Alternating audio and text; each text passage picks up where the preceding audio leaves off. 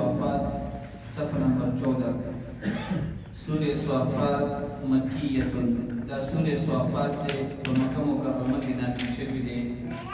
وهي 182 آية. فدې کې 182 آیتونه دي وخمس رکوعات او په دې کې 5 رکوعات دي.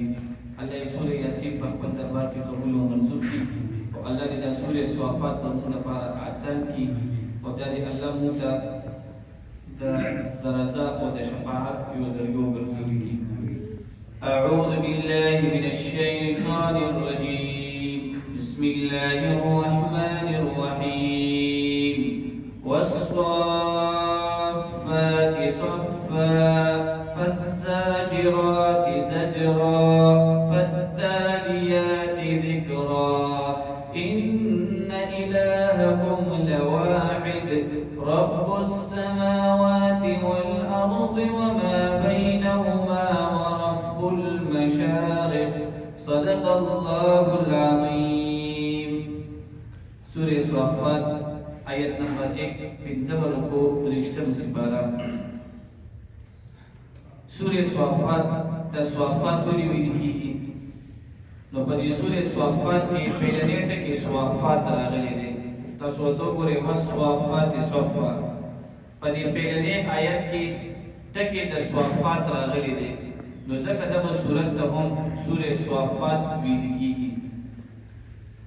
په دې کې الله تعالی کوم دې قسم خوري په فرشتو باندې. وی زما د قسم وی په هغه فرشتو باندې چې دا د عبادت لپاره صفونه تړي. او الله فرمایي بیا مې د قسم وی په هغه فرشتو باندې چې شیطانان شړي. او درې بیا الله فرمایي چې زما د قسم وی په هغه فرشتو باندې چې د الله تعالی ذکر کوي. او بیا الله پاک کوم دې د قسم نه پس خبره کوي وی ان الهکم لواحد. درې قسمونه الله وخوړل چې زمانه قسم کې په هغه فرشتو باندې چې صفونه وتړل. بیا زمانه قسم کې په هغه فرشتو باندې چې شیطانان شړي. او زمانه قسم کې په هغه فرشتو باندې چې د الله تعالی ذکر کوي. نو قسم یې وخوړل. جواب قسم څه شي دی؟ وی ان الهکم لواحد. بی زمانه پر قسم وی دا درې قسمونو نه پس الله فرمایي چې بهشکه ګور استاسو معبود استاسو الہ څوک دی؟ هغه یو الله تعالی دی.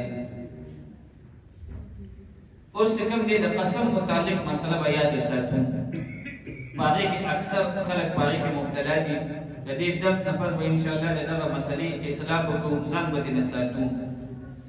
یو چې کوم دی ز قسم خورم د الله تعالی په نوم باندې دا قسم ټیک دی.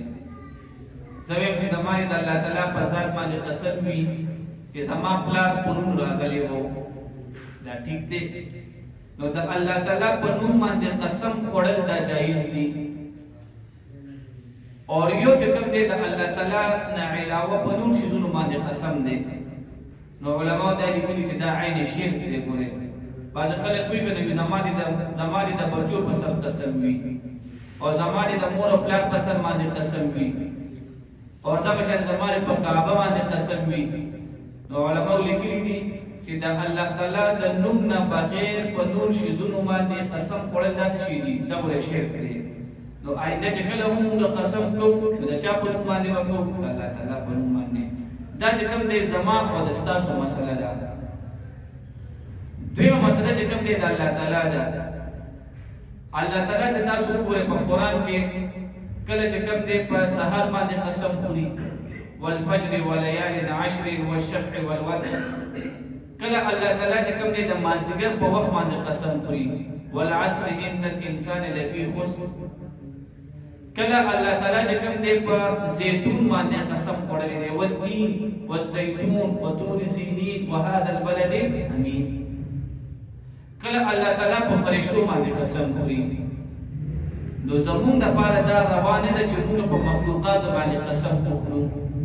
خو الله رب العزت د پاره دا روا ده. د الله د پاره دا جایز دی په خپل ځان باندې قسم خوري او که په مخلوقات باندې خوري. نو زمون او تاسو مسله د الله نه څه شي ده؟ جدا ده.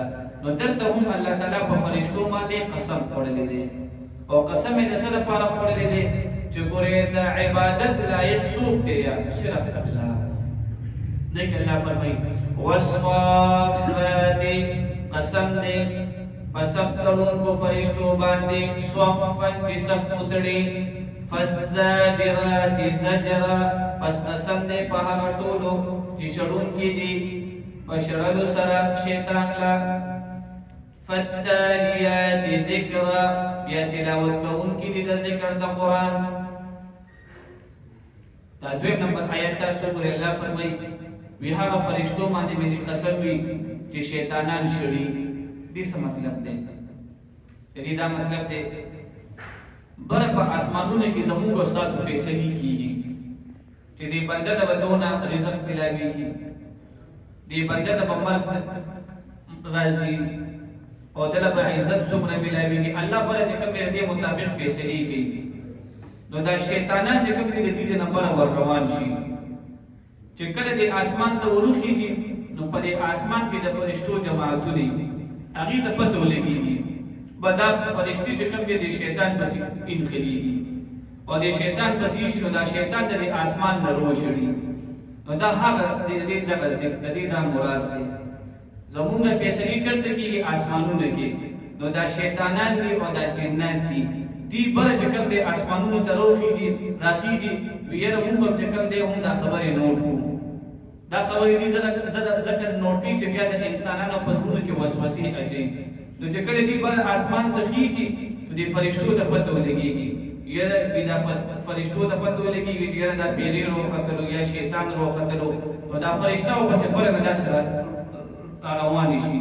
نو دا شیطان روشي د کوم ځای نه د بر د اسمان نه او پر چې کوم دې بیا یو ستاره ده هغه ستاره چې کوم دې هغه بالکل ور د شیطان پسې. نو دا شیطان چې کوم دې د ور د پیدا د امور په پسې ولګي دا غي نه چې کوم دې هم سوزيږي. نو دا د فرشتو صفت ده. نو الله په دې باندې ځکه قسم خوړلې ده والصفات صفا قسم دې په صف تړون کو فرشتو باندې فالزاجرات زجرا پس قسم دې په هغه ټولو چې شړون کې دي په شړلو سره فالتاليات ذکرا بیا دې تلاوت کوون کې دي ذکرا د قران مجید. نو بعض علماء دا لیکلي چې د دې نه مراد فرشتي دي او بعض علماء دا فرمایي دي چې ګورې د دې نه مراد کوم دي د مسلمانانو جمع ده. زموږ دا کوم جماعت چې دي ګوره په دې کې اول صفونه وتړل شي بیا چې کوم دی موږ شیطان چې کوم دی د دې موږ په ذریعہ باندې موږ شیطان ځان نه لري کړو. ګوره موږ موبایل نشو استعمالولی، ټي وي نشو استعمالولی، د نظر حفاظت په موږ کې راشي. نو په موږ په ذریعہ باندې مؤمنان شیطان وشړي او بیا امام سوی الله اکبر نو فتالیات ذکر نو امام وی الله اکبر د الله تعریف شروع کی د قران تلاوت کی. نو بعض علماء وی چې د دین د مسلمانانو جماعت مراد دی. وی الله په دغه جماعت باندې صبري قسم خوري ان الهکم بشک استاسو معبود لواحد یود رب السماوات والارض چې رب دې د اسمانونو والارض او د زمکې وما بینهما او هغه څه چې د دې دوه په میانځ کې دي ورب المشارق او رب دې د مشرقونو مشارق دا چې کوم دې د مشرق جمع ده مشرق مغرب جنوب شمال. نو مشرق خو یو دی او دلته الله تعالی جمع راوستي ده مشارق او دا بشانته په سورۃ الرحمن کې الله فرمایي رب المشرقین و رب المغربین. الته تسنیه راوستي ده چې الله پاک د دوه مشرقونو او د دوه مغربونو مالک دی. او دا بشانته په قران کې د مشرق ته کې دا واحد هم استعمال شوی، نو واحد هم استعمال شوی، تسنیه هم استعمال شوی او دلته څه استعمال شوی دی جمع. دې څه مطلب دی؟ حالانکه مشرق څه شی دی؟ یو دی.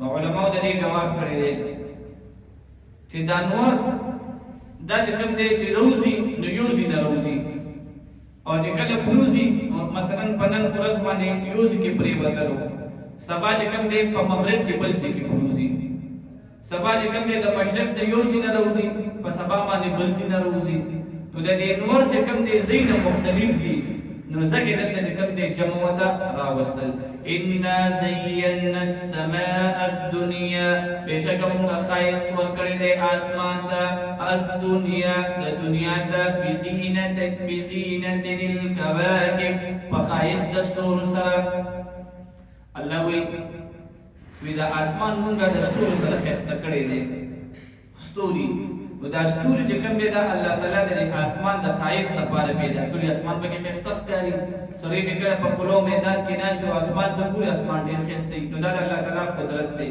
واخر دعوانا الحمدلله